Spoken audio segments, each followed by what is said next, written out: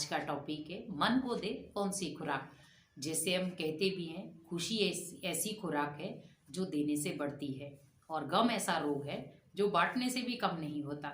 लेकिन आज हम कई बार कहते हैं कि अगर मैं किसी को अपनी दुख की घटना सुनाऊं तो थोड़ा हल्का हो जाऊंगा, लेकिन ओनली हल्के हो सकते हैं, लेकिन फिर भी सोल्यूशन नहीं मिल सकता।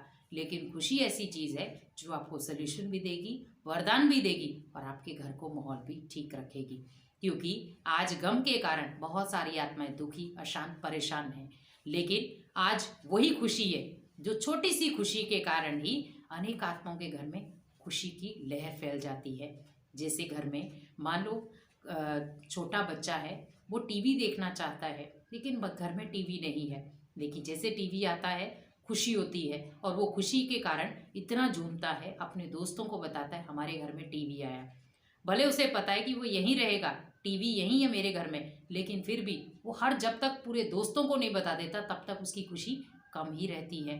तो मीन्स उसने स्थूल चीज़ों में खुशी ढूंढी, तो खुशी के कारण उसने अनेक चेहरों पर मुस्कुराहट लेकर आया और उसके खुद के चेहरे पर भी मुस्कुराहट रही। उसी प्रकार बड़ों को देखना है कि आज धन के कारण क्या मुझे खुशी मिल रही है। आज मान लो मैं 1 करोड़ भी कमा लेता हूँ तो भी क्या वो खुशी है? क्या वो आंतरिक मन मेरा खुश है? लेकिन फिर भी हमें दवाइयाँ लेनी पड़ रही हैं। क्यों? क्योंकि जब मान लो धन आप खुशी से कमाते तो ऑटोमेटिकली आपको दवाइयों की ज़रूरत नहीं थी, लेकिन धन आपने कमाया चिंताओं से, तो ऑटोमेटिकली उसमें क्या होगा, साथ साथ में खुशी गायब रहेगी।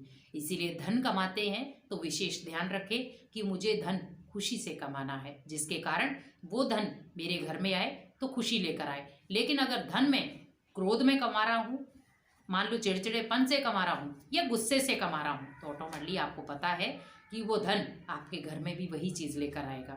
इसीलिए आप खुशी की खुराक सबको दें ताकि सभी आत्माएं तंदुरुस्त रहें। जैसे दुनिया में जब कोई बीमार हो जाता है तो हम फटाफट डॉक्टर के पास जाते हैं और डॉक्टर भी आपको 1-2 मेडिसिन देता है जिसके कारण आप ठीक हो जाते हैं, और फिर हम कहते हैं कि अभी मेरा शरीर थोड़ा सा हल्का सा ठीक लग रहा है, तो डॉक्टर ने आपको दवाई दी और आप ठीक हो गए। इसी प्रकार भगवान ने भी आपको घर बैठे ही आपको दवाइयाँ दी हैं और वो सबसे बड़ी खुराक है खुशी की खुराक।